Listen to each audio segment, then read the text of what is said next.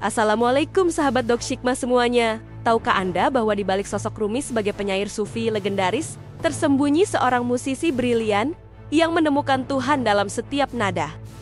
Ikuti perjalanan epik sang maestro cinta, dari Balkh hingga Konya, di mana irama dan puisi menjadi jembatan menuju ilahi. Kita mulai dari yang pertama, kelahiran di persimpangan peradaban, tahun 1207 Masehi. Di kota Balkh yang megah, permata Khorasan yang menjadi pusat ilmu dan seni, lahir seorang bayi bernama Muhammad Jalaluddin, anak dari Bahauddin Walad. Keturunan Khalifah Abu Bakar Asy-Syiddiq ini menghirup udara pertama di tengah gurun spiritual Persia. Keluarga Rumi adalah bintang di jagat keilmuan Islam. Ayahnya bukan hanya ulama, tapi juga sufi, pengarang ma'arif, kitab yang menjadi rujukan tasawuf. Ibunya, Mukminah Hatun, adalah perempuan aristokrat yang mewariskan kepekaan seni. Kedua, masa kecil antara madrasah dan musik jalanan. Di usia 5 tahun, Rumi kecil sudah menghafal Al-Quran, namun di sela-sela pelajaran fikih, ia sering menyelinap ke pasar Balkh di sana. Ia terpaku pada para qawwal penyanyi suf yang melantunkan syair cinta ilahi, pengrajin rebab yang membuat alat musik dari kayu mulberry, peniup ney yang memainkan melodi pilu. Setiap kali aku mendengar ney, aku mendengar rintihan jiwa yang terpisah dari Tuhannya. Ketiga, pengembaraan besar, dari Balkh ke Aleppo. Ketika invasi Mongol menghancurkan Balkha di tahun 1219 Masehi, keluarga Rumi mengembara seperti buluh yang tercabut dari akar. Dalam perjalanan epik ini, Dina Shepherd Rumi remaja bertemu Ater yang meramalkan anak kecil ini akan menyalakan api cinta ilahi di dunia. Di Aleppo, ia mempelajari makom musik Arab dari syekh-syekh sufi. Di Damaskus, ia menemukan kekuatan di zikir berirama.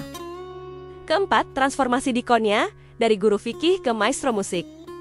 Ketika menetap di Konya, Turki, Seljuk, Rumi awalnya dikenal sebagai profesor hukum Islam, bergelar Maulana atau Tuan Kami, dan guru tarekat warisan dari ayahnya. Tapi di ruang privat, ia mengadakan majelis sama konser spiritual setiap Kamis malam, menciptakan ratusan lagu untuk dizikir, mengembangkan teknik bernafas khusus untuk menyanyikan puisi. Kelima, pertemuan dengan Syams, revolusi musik spiritual. Pada 15 November tahun 1244, seorang darwish bernama Syams Tabriz mengetuk pintu hidup Rumi. Adapun dialog legendaris mereka, Syams, apa yang lebih penting, musik atau syariat? Wahai Rumi, syariat adalah kerangkanya, musik adalah jiwanya. Selama 40 hari mereka berhalwat, menciptakan zikir Nafi Itsbat, berirama dengan gerakan berputar, komposisi musik untuk 4.000 bait diwane Syams. Konsep samak sebagai mikrajnya para sufi. Keenam, Simfoni Abadi, warisan musik Rumi. Setelah wafat 17 Desember tahun 1273, murid-murid Rumi mengkodifikasikan sistem musik Mevlavi. Ne simbol ruh yang merindukan asal-usul ilahi. Kudum rebana suci penanda detak jantung cinta. Semazen penari berputar sebagai mikrokosmos. Di abad 21, tradisi ini hidup dalam konser-konser sufi global, adaptasi oleh musisi seperti Sezen, Aksu, dan Madonna, terapi musik spiritual di klinik-klinik Eropa. Ketujuh, filsafat musik Rumi yang menggetarkan. Rumi mengajarkan bahwa setiap makhluk adalah instrumen dalam orkestra ilahi. Zikir sejati harus bernada dan berirama, tarian adalah doa yang bergerak. Dengarkan, setiap atom bernyanyi dengan suara. Kami berasal darinya dan kepadanya kami kembali. Epilog kata-kata abadi sang maestro cinta. Dan kini, di ujung perjalanan kita menyusuri lorong waktu, biarkan Rumi sendiri yang berbisik pada jiwa Anda melalui kata-kata abadinya yang abadi. Tentang cinta dan musik. Musik adalah makanan para kekasih Tuhan, karena dalam setiap nada tersembunyi 1000 rahasia ilahi. Dengarkan dengan telinga hatimu, maka kau akan mendengar sang kekasih bersenandung. Tentang jiwa yang merindu. Kita semua adalah seruling buluh yang retak.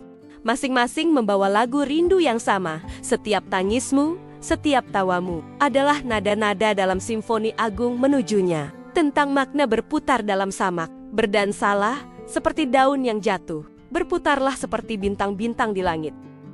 Dalam setiap putaran, aku mati dan lahir kembali. Karena cinta tak pernah mengenal kata selesai. Pesan terakhir untuk dunia modern. Wahai anak zaman, jangan kau kubur jiwamu dalam kuburan gadget dan kesibukan. Bernyanyilah, menarilah, karena diamnya mulut boleh jadi, tapi jangan sampai hatimu berhenti berkumandang. 8 abad kemudian, dentang rebab Rumi masih bergema.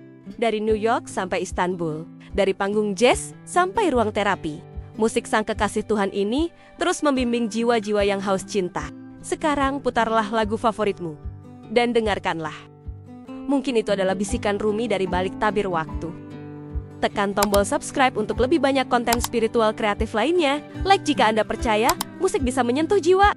Tag seseorang yang perlu mendengar kata-kata Rumi hari ini. Sampai jumpa. Assalamualaikum warahmatullahi wabarakatuh.